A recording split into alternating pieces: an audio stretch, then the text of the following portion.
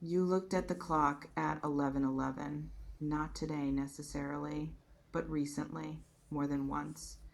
Um, in the specific, slightly uncanny way that certain numbers keep surfacing in the peripheral vision of someone whose life is in the middle of a shift significant enough that even the universe seems to be trying to get their attention, you felt it. The particular quality of those repeated numbers is not accidental. It is not coincidence dressed up as meaning. It is a signal. And the signal has been building in frequency and in urgency for a specific reason that this reading is going to name directly. Something is about to happen, and the numbers have been preparing you for it before it arrives. I almost did not title this reading the way it is titled because the word soulmate carries a weight that most readings do not honor adequately. It gets used casually, applied broadly, attached to connections that are real but not necessarily of the particular and rare quality that the word was originally meant to describe.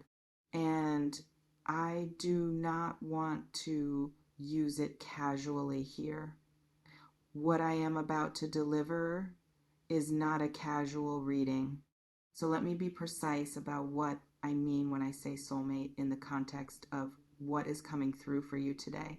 I do not mean the idealized, frictionless, designed for your comfort version that the word tends to conjure. I mean something considerably more specific and considerably more demanding than that. I mean a person whose presence in your life produces a recognition that bypasses all of the ordinary social processing you apply to human connection, whose energy hits you somewhere before your mind has had time to organize a response, whose absence, when it has been present, has produced a quality of missing that is categorically different from the missing of other people, whose return, when it happens, produces something in your body that is not simply excitement or relief, but something older than both of those things. A recognition that person is about to make a decision, and the decision is going to change the structure of your life in ways you are not currently anticipating. A recognition that person is about to make a decision, and the decision is going to change the structure of your life in ways you are not currently anticipating. I want to say one more thing about what soulmate means in the context of this reading before we go further, because I think it matters for how you receive what comes next. Soulmate does not mean easy. I want to be explicit about that because the casual use of the word tends to come attached to an implication of ease, of frictionless connection, of someone who simply fits without cost or complication into the existing architecture of your life and your interior world. What I am describing has not been and will not be easy. It has cost you things. It has required patience and faith and the specific, unglamorous discipline of staying open to something that did not always look like what you hoped it would look like in its intermediate stages. It has produced moments of real uncertainty and real pain alongside the moments of recognition. That is what real things cost. And the depth of what has been required from you is proportional to the depth of what is arriving. You did not go through a simple process. What arrives is not simple. Let me describe what I am seeing. Because the image is not abstract. It arrived specific, framed, already in progress. A figure standing at the edge of something. Not a cliff in the dramatic sense. The edge of a decision that, once crossed, changes everything that comes after it. The specific threshold between the life that has been and the life that becomes possible once this choice is made. They are not hesitating at this edge. in the way of someone who is uncertain about whether they want to cross it. They are standing there in the way of someone who has been certain for a while and is now simply in the final seconds before the step. The certainty came before I started this reading. What is happening now is not deliberation. It is the breath before the movement. I want to tell you what this decision actually is, because the title promises a shock, and I intend to be honest about what the shock actually involves. This person is choosing you, not in the ordinary, everyday sense of choosing to spend time with someone or to continue an existing connection in the form it currently occupies. In the specific, formal, life restructuring sense of choosing you as the central person in the architecture of their life going forward, in the sense of making what has been privately true publicly real, of converting what has existed between you in the interior, unformalized, not yet official territory of something that both of you have been living, without naming into something that has a name and a shape and a set of real world implications that change what your daily life looks like. They are deciding to make this real in the way that requires action in the physical world rather than simply intention in the interior one. And the form that decision is going to take, the specific way it is going to arrive in your life, is what the shock is actually about. And I need to speak to why this is going to shock you specifically, because the shock is not simply the content of the decision, it is the timing. And the timing is the piece of this reading that I want you to fully understand. You had developed a timeline in your private mind about this person, a sense built from the evidence available to you about where things stood, of roughly when or whether or under what conditions this kind of move might happen. A projection made in the honest, data-based way that Virgos make projections about the probable near-term future of this connection. The decision is arriving outside that timeline earlier, in a form you were not tracking as imminent, through a channel you may not have been monitoring as the most likely path for something this significant to travel through, in a window that your own careful assessment of the situation would not have identified as the window. The universe, when it decides that something has been developing long enough and is ready to move, does not consult the timeline you built from the available evidence. It moves when it is ready, and it is ready now. I want to speak to the 1111 specifically because I think its presence in this reading is not decorative, it is structural. It tells you something about the nature of what is arriving that the content of the decision alone does not fully convey. The number 1111 carries the energy of alignment, not the gentle, gradual alignment of things slowly finding their way to each other over time.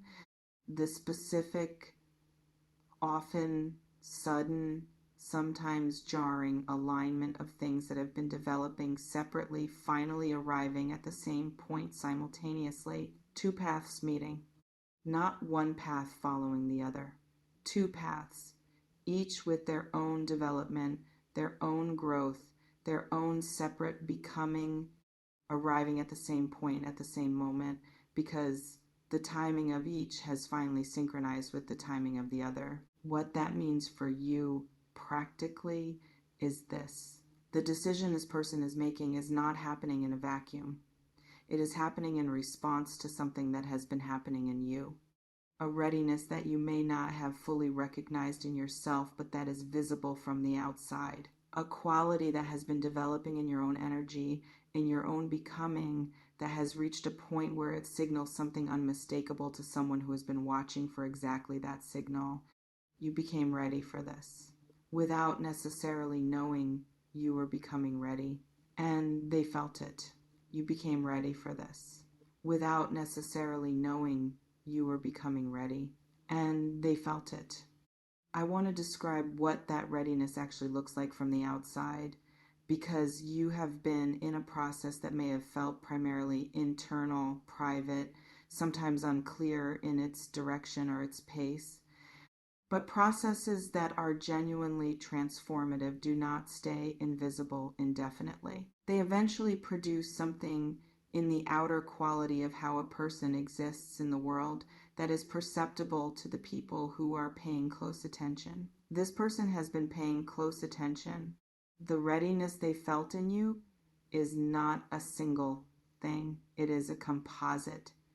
The specific combination of how you have been carrying yourself recently, the way something in your presence has settled into itself more fully than it was settled before, the quality of your attention when you are in conversation, less scanning, less monitoring, more simply present, the particular frequency of your energy in the unguarded moments, which carries something that the managed social version of you does not always broadcast, but that someone tuned to your specific frequency can detect clearly. They detected it, and what they detected told them that the window they had been waiting for was open, not the window they had been hoping would open at some point in the theoretical future, the actual window right now.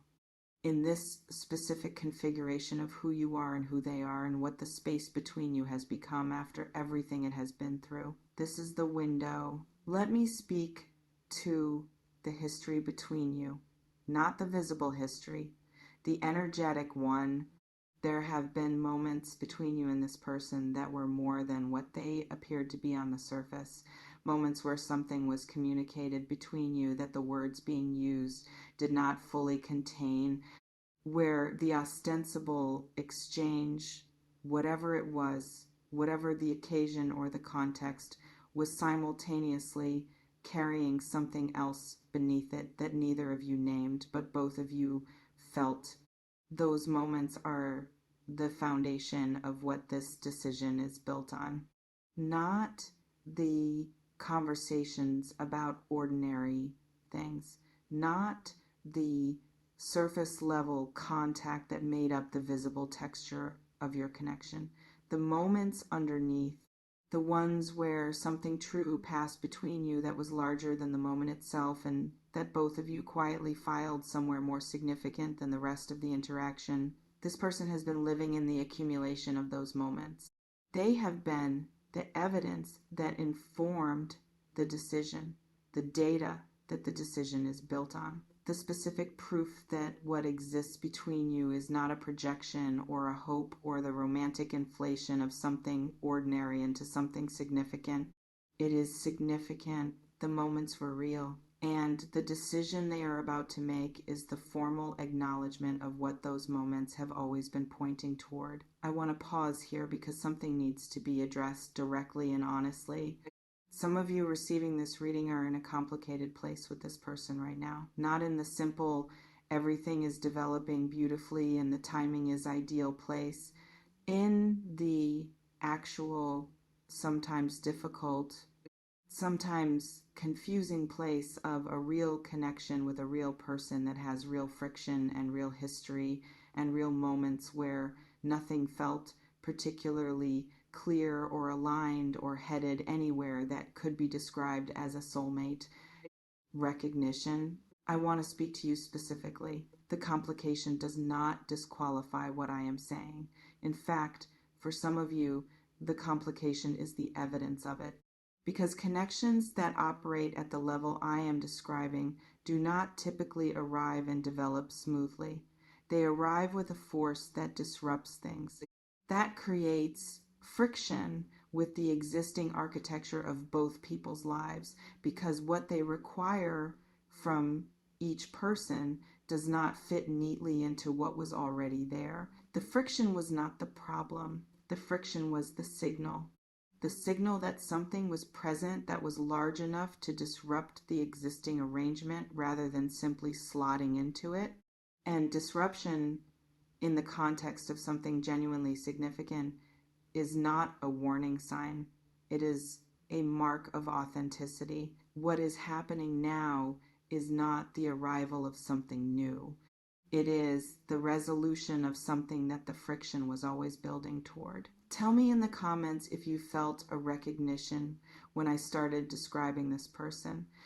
Not a certainty, a recognition. The specific felt sense of something landing in the right place rather than the wrong one. I want to know how this is reaching you.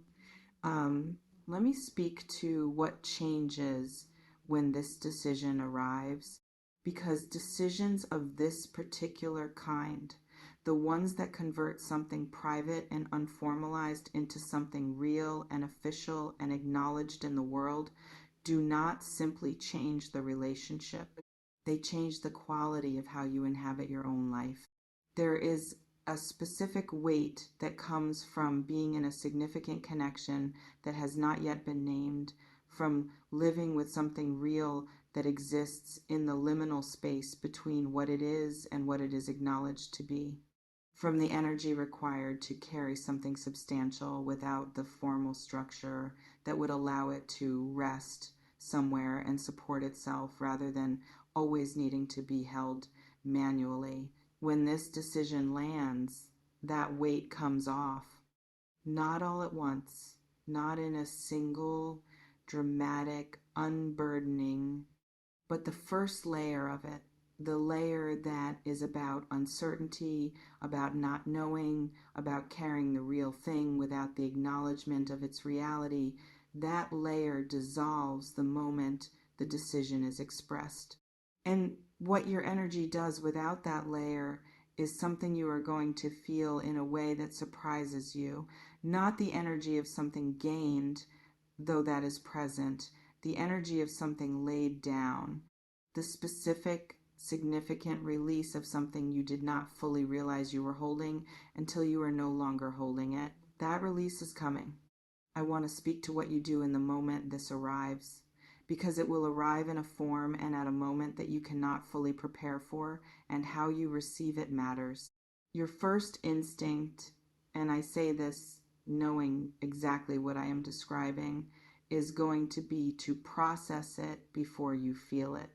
To take the information in and immediately begin the work of understanding it, contextualizing it, assessing its implications, verifying that it is what it appears to be. That instinct serves you in many situations.